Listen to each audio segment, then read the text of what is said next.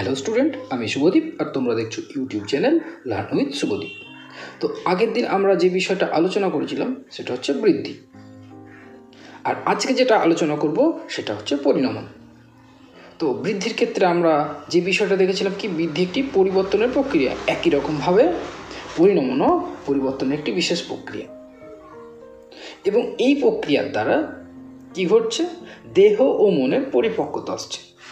অর্থাৎ আমরা যদি একটু ভালো করে দেখতে যাই তাহলে আমরা এটা দেখতে পারবো যে পরিণমন হলো একটি বিশেষ পরিবর্তন যার দ্বারা দেহ ও মনের পরিপক্কতা আসে, এবং এটি স্বাভাবিক, স্বতঃস্ফূর্ত এবং এটি আভ্যন্তরীণ পরিবর্তন। এছাড়াও এর পাশাপাশি এটি একটি জৈবিক প্রক্রিয়া। বিভিন্ন মনোবিদগণ এই পরিবর্তনের প্রক্রিয়া তথা পরিণমনকে বিভিন্ন সংজ্ঞায় সংজ্ঞায়িত করেছে।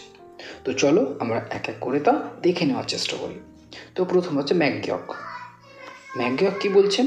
ম্যাকগিয়ক বলছেন জৈবিক বিকাশের ফলে বয়স বৃদ্ধির সাথে সাথে পূর্ব অভিজ্ঞতা ও প্রশিক্ষণ ছাড়াই আচরণ ধারার পরিবর্তনকে পরিণমন করে। আবার একবার পড়ছি, জৈবিক বিকাশের ফলে বয়স বৃদ্ধির সাথে সাথে পূর্ব অভিজ্ঞতা ও প্রশিক্ষণ ছাড়া আচরণ ধারার পরিবর্তনকে পরিণমন বলা হয়। গেসেল কি বলছেন? গেসেল বলছে স্বকীয় ও অন্তর্জাত বৃদ্ধি হলো পরিণমন। অর্থাৎ পরিণমনের ক্ষেত্রে গেসেল বৃদ্ধিকে সমর্থন করলেন। অন্যদিকে স্কিনার কি বলছেন? স্কিনার বলছে পরিণমন এক ধরনের বিকাশ যা পরিবেশগত অবস্থার ব্যাপক তারতম্য থাকলেও মোটামুটিভাবে নিয়মিত সংগঠিত হয়। তো গেসেলের ক্ষেত্রে আমরা দেখলাম বৃদ্ধিকে সমর্থন করলেন, অন্যদিকে স্কিনারকে দেখলাম বিকাশকে সমর্থন করলেন। তাই স্বাভাবিকভাবে পরিণমন এমন একটি প্রক্রিয়া যা বৃদ্ধি বিকাশের সাথে সাথেই ঘটতে থাকে। এবার কেলেসনিক। কেলেসনিক কি বলছেন? সহজাত ভাবনাগুলির স্বাভাবিক বিকাশের ফলে ব্যক্তির গুণগত ও পরিমাণগত পরিবর্তনকে ম্যাচুরেশন বা পরিণমন বলা হয়। আবার একবার বলছি, সহজাত ভাবনাগুলির স্বাভাবিক বিকাশের ফলে ব্যক্তির গুণগত ও পরিমাণগত পরিবর্তনকে ম্যাচুরেশন বা পরিণমন বলা হয়। এতক্ষণ আমরা পরিণমনকে বিভিন্ন মনোবিদগণ যে সংজ্ঞায় সংজ্ঞায়িত করেছেন তা আমরা এক এক করে জেনে নিলাম। তো চলো এবার আমরা পরিণমনের বৈশিষ্ট্য সম্পর্কে জেনে নেওয়ার চেষ্টা করি। তো প্রথম বৈশিষ্ট্য কি বলছে? পরিণমন একটি স্বাভাবিক প্রক্রিয়া, এর জন্য কোনো অতীত অভিজ্ঞতার প্রয়োজন হয় না। অর্থাৎ পরিণমন একটি স্বাভাবিক প্রক্রিয়া যেটা ন্যাচারালি ঘটছে, এর জন্য আমাদের পূর্ব জ্ঞান বা পূর্ব অভিজ্ঞতার প্রয়োজন ঘটছে না। দ্বিতীয়ত হচ্ছে এটি বিকাশমূলক প্রক্রিয়া, এর দ্বারা ব্যক্তির বৃদ্ধির সাথে সাথে কর্মদক্ষতা বৃদ্ধি পায়। তো আমরা একটু আগে দেখে এলাম তিনজন মনোবিদ, দুজন বিকাশকে সমর্থন করছেন পরিণমনের ক্ষেত্রে, একজন বৃদ্ধিকে সমর্থন করছেন। একই রকমভাবে এই বৈশিষ্ট্যতে আমরা যেটা দেখতে পাচ্ছি যে এটি বিকাশমূলক প্রক্রিয়া, এর দ্বারা ব্যক্তির বৃদ্ধির সাথে সাথে কর্মদক্ষতা বৃদ্ধি পায়। তাহলে বৃদ্ধি এবং বিকাশ একসাথে ঘটার ফলে পরিণমন ঘটছে, তা এই বৈশিষ্ট্যটাই তার নির্দেশ করছে। 3 নম্বর হচ্ছে পরিণমন হলো একটি স্বতঃস্ফূর্ত প্রক্রিয়া যা ব্যক্তি জীবনে নিজের থেকেই ঘটে থাকে। অর্থাৎ পরিণমন হচ্ছে একটা স্বতঃস্ফূর্ত প্রক্রিয়া যা ব্যক্তি জীবনে অটোমেটিক্যালি ঘটছে। 4 নম্বর কি বলছে? ব্যক্তির আভ্যন্তরীণ জৈবিক কেন্দ্রের উপর নির্ভরশীল। জৈবিক কেন্দ্রের ত্রুটির কারণে ব্যক্তির পরিণমন বাধাপ্রাপ্ত হয়, তাই এটি জৈবিক বিকাশমূলক প্রক্রিয়া। অর্থাৎ আমাদের এটি একটি আভ্যন্তরীণ প্রক্রিয়া, এবং আভ্যন্তরীণ ক্ষেত্রে বিভিন্ন যে অঙ্গ প্রত্যঙ্গগুলো আছে সেগুলো যদি সঠিক বিকশিত না হয় তাহলে আমাদের পরিণমনের ক্ষেত্রেও তা বাধাপ্রাপ্ত হতে পারে। 5 নম্বর বলছে এটি সময়ভিত্তিক প্রক্রিয়া, একটি নির্দিষ্ট বয়সের পর পরিণমন বন্ধ হয়ে যায়।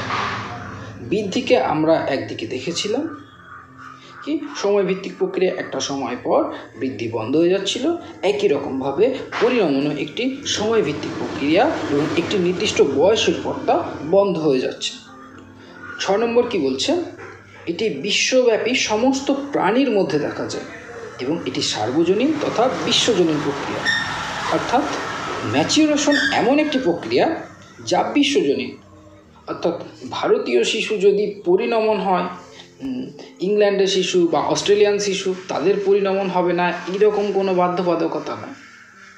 পরিণমন ঘটলে প্রত্যেকের ঘটবে। এই পরিণমন ঘটবে কিসের পরিপ্রেক্ষিতে? বৃদ্ধি এবং বিকাশের পরিপ্রেক্ষিতে। অর্থাৎ বৃদ্ধির সাথে সাথে বিকাশ ঘটবে এবং বিকাশের সাথে সাথে আমাদের ম্যাচিউরেশন আসবে বা পরিণমন ঘটবে। 7 নম্বর বলছে এটি চাহিদা নির্ভর নয়, অর্থাৎ পরিণমন কোনো চাহিদা নির্ভর নয়। বিষয়টা ঠিক এইরকম যে আমাদের চাহিদা রয়েছে তাই আমাদের পরিণমন ঘটছে, এরকম না, আমাদের চাহিদা থাকুক বা না থাকুক পরিণমন অটোমেটিক্যালি ঘটবে। 8 নম্বর বলছে পরিণমন ব্যক্তির আত্মসক্রিয়তার প্রয়োজনে, এটি স্বাভাবিক প্রক্রিয়া। অর্থাৎ কোনো স্টুডেন্ট অ্যাক্টিভ তার মানে তার ম্যাচিউরেশন বেশি, এটা নয়। কোনো স্টুডেন্ট অ্যাক্টিভ কম তার ম্যাচিউরেশন কম, এটা কিন্তু নয়। পরিণমন একটি স্বাভাবিক প্রক্রিয়া, এটি ন্যাচারালি ঘটছে এবং স্বাভাবিকভাবেই ঘটছে, এটি প্রশিক্ষণ নির্ভর নয়। অর্থাৎ বৃদ্ধিতে আমরা দেখছিলাম প্রশিক্ষণ নির্ভর প্রক্রিয়া, অর্থাৎ বৃদ্ধিতে প্রশিক্ষণ দিয়ে আমরা বৃদ্ধিকে ত্বরান্বিত করতে পারি, কিন্তু পরিণমনকে আমরা কোনোভাবে ট্রেনিং দিয়ে হোক বা কোনো রকম অ্যাক্টিভিটির মাধ্যমে হোক আমরা পরিণমনকে ত্বরান্বিত করতে পারি না। তো এই পরিণমনের শিক্ষাগত গুরুত্ব কি? পরিণমনের শিক্ষাগত গুরুত্ব হলো, প্রথমে যেটা বলা হচ্ছে সেটা হচ্ছে পরিণমন শিশুর আচরণকে নিয়ন্ত্রণ করে। পরিণমন শিশুর আচরণকে নিয়ন্ত্রণ করছে, তাই উপযুক্ত শিক্ষণের মাধ্যমে এই আচরণকে নিয়ন্ত্রণ আমাদেরকে করতে হবে। 2 নম্বর কি বলছে, শৈশব ও কৈশোরে পরিণমনের প্রভাব বেশি দেখা যায়, তাই এই 2 স্তরে উপযুক্ত শিখন পরিবেশ সৃষ্টি করতে হবে। 3 নম্বর, প্রতিটি ব্যক্তির কিছু শারীরিক মানসিক বৈশিষ্ট্য রয়েছে যার দ্বারা বিকাশ কেবল পরিণমনের মাধ্যমেই সম্ভব, এবং উপযুক্ত পরিণমন না ঘটলে শিশু পাঠ গ্রহণ করতে পারবে। অর্থাৎ কিছু মানসিক বৈশিষ্ট্য রয়েছে যার বিকাশ কেবল ম্যাচিউরেশনের মাধ্যমেই সম্ভব, তাই উপযুক্ত পরিণমন না ঘটলে শিশু পাঠ গ্রহণ করতে পারছে না। 4 নম্বর বলছে যে কোনো শিক্ষণ প্রচেষ্টার কার্যকারিতা শিশুর পরিণমনের উপর নির্ভরশীল, তাই শিক্ষা পরিকল্পনা রচনা করার সময় বিশেষভাবে নজর দিতে হবে। 5 নম্বর হচ্ছে পরিণমন শিশুর শিখন প্রক্রিয়াকে ত্বরান্বিত করে। শিক্ষার্থী উপযুক্ত পরিণমন হলে সে যে কোনো পাঠ দ্রুত আয়ত্ত করতে পারে। অর্থাৎ পরিণমন শিশুর শিখন প্রক্রিয়াকে ত্বরান্বিত করছে। অর্থাৎ এই অনুযায়ী আমরা যদি বলি তাহলে এটা বলতে পারবো যে বয়সে শিশুর যতটুকু পাঠ প্রয়োজন ঠিক সেই বয়সে ততটুকুই আমাদেরকে দিতে হবে। কোনো 1-2 এর বাচ্চাকে 8 এর পাঠ পড়াতে পারি না, বা কোনো 8 এর বাচ্চাকে 1-2 এর পাঠ পড়াতে পারি না, এই কারণে তার ম্যাচিউরেশনের কারণে। একটা 8 এর ছেলেকে যদি 5 এর পাঠ দেওয়া হয় তার জন্য সেটা খুব সহজ মনে হবে। কেন মনে হবে? তার পরিণমনের জন্য। একটা 1 বা 2 বা 3 এর বাচ্চাকে যদি একটা 5 বা 6 এর পাঠ দেওয়া হয় তার জন্য কঠিন মনে হবে। কেন মনে হবে? তার ম্যাচিউরেশন বা পরিণমনের জন্য। 6 নম্বর হচ্ছে পরিণমনজনিত ফল পরবর্তী শিক্ষণে শিক্ষার্থীকে আগ্রহী করে। অর্থাৎ কোনো একটি বিষয় আমরা ক্লাস 1 বা 2 বা 3-তে যে বিষয়টা রয়েছে তার যে ব্যাখ্যা রয়েছে সেটা 1 বা 2 এর মতো, যখন 3-তে উঠছি বা 4-এ উঠছি ওই বিষয়টা আরেকটু বিস্তারিত ব্যাখ্যা হচ্ছে।